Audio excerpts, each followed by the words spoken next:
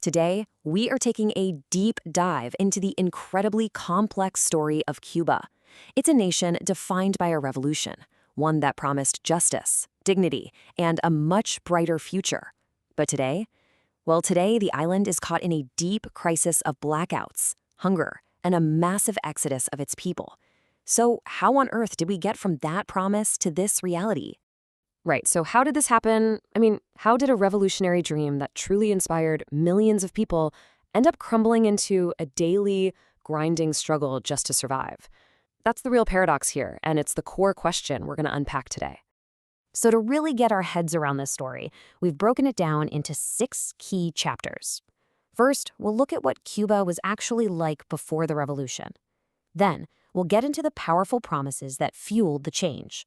From there, we'll examine the incredibly steep price of total control, the paradox of its economy, the moment when the fear finally cracked, and finally, the tough lessons this history can teach us. All right, let's start at the very beginning. Before we can even begin to understand the revolution, we need a clear picture of Cuba before 1959. And it wasn't simple, it wasn't a black and white situation at all. It was a country full of stark and often really painful contradictions. So on one side of the coin, you had this vision of progress.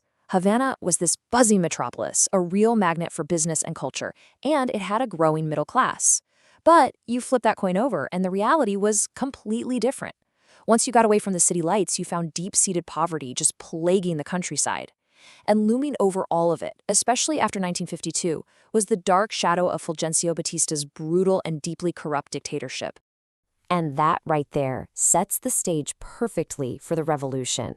Given the situation under Batista, it's pretty easy to see why so many Cubans were absolutely desperate for change. It's so important to understand this. For the average Cuban, this wasn't about some complex political ideology like communism. The problem was much more personal. The problem was Batista. His regime wasn't just seen as corrupt, it was seen as morally rotten, right to its core. People just wanted the dictatorship to end. They wanted to stop the rampant corruption and the police brutality. Really, they were fighting to get back a sense of national dignity that they felt had been stolen from them. And this was a feeling so strong that even parts of the middle class and the elites got behind the movement. And this was the powerful idea that brought a whole nation together. This wasn't just about shuffling politicians around. It was pitched as a moral crusade. The revolution promised to build a Cuba that was not only independent, but also fundamentally just and honest. And here's the thing. In the very beginning, the revolution actually started to deliver on that promise. Just imagine, for the first time ever, millions of people learning to read and write because of these huge literacy campaigns. Imagine getting to see a doctor when you've never had that access before in your life. These were not abstract ideas. These were real, life-changing achievements that earned the new government massive support, especially from the poorest Cubans.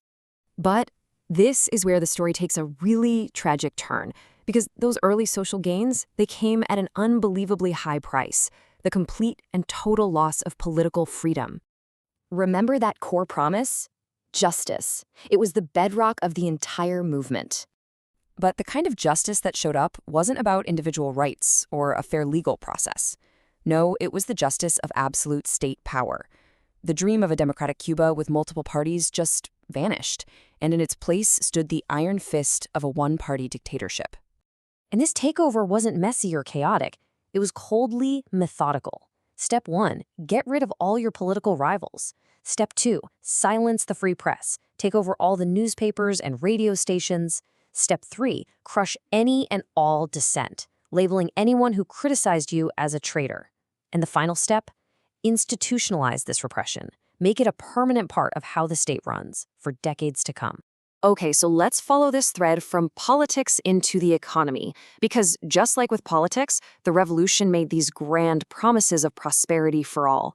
But just like with politics, the reality on the ground was a stark and pretty painful contrast. The vision was a society of shared prosperity. What they got was a society of shared scarcity, where rationing and being totally dependent on the state became the norm for everyone. The revolution promised to sweep away the old, corrupt elite, but really, it just ended up creating a new one to take its place. This new ruling class actually has a name in Cuba, La Cúpula, which basically means the dome or the leadership. And this is that small, powerful inner circle of high-ranking party officials, military generals, and state bureaucrats. They took control of the economy's crown jewels, things like the very profitable tourism industry. So the key thing to get here is that privilege wasn't destroyed, it was just transferred. And you can see this shift laid out pretty clearly here. Before 1959, your power came from owning land and businesses. After the revolution, power came from your rank in the Communist Party or the military. So despite all the talk about equality, the hard reality was that a new, politically connected elite was now running the whole show. Now, for decades, this whole system kinda held together. It was propped up by Soviet aid and maintained by tight state control. But eventually, the cracks started to show, and when they did, it led to an absolute explosion of public anger. The first huge shock came in 1991 when the Soviet Union collapsed, and with it, all the massive subsidies that were propping up Cuba's economy just disappeared. This kicked off a slow-burning crisis that finally blew up on July 11th, 2021. For the first time in decades, thousands of Cubans flooded the streets chanting for freedom. In the years since, the crisis has only gotten worse, leading to one of the biggest migration waves in the country's history and, as we just saw in March of 2024, the near-total collapse of the power grid, sparking even more protests. And the human scale of this collapse is just staggering. We're talking over 1 million people, a huge percentage of the entire population, have fled the island in just the last few years. I mean, think about it. People don't abandon their homes and families on that scale unless life has become truly unbearable. And for the millions of people who are still there, this is their daily reality. It's so important to understand that the protests we're seeing now, they're not about some abstract political theory. They are raw cries of desperation. They're about sitting in the dark for hours and hours, struggling to find enough food to eat, and watching the people you love suffer because there's no basic medicine. So, after tracing this long and really difficult history, what's the big takeaway?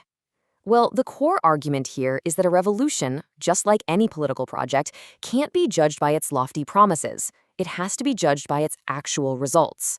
And when you put the before and after side by side, the conclusion is pretty stark. Look, no one is denying that Batista's Cuba was corrupt and repressive, but the argument is that the revolutionary state that replaced it became even more repressive, stripped away even more freedoms, and ultimately left the average person much, much poorer. It essentially traded a flawed, unequal, but somewhat functional economy for a system of permanent scarcity that was lorded over by a new elite. And so that leaves us with this final, lingering question. The story of Cuba is this powerful, real-world case study that really forces us to ask, what is the ultimate price of a revolution that demands freedom as its payment? And that's not some theoretical question. It's a question being answered every single day in the darkness and the hunger of millions of Cubans.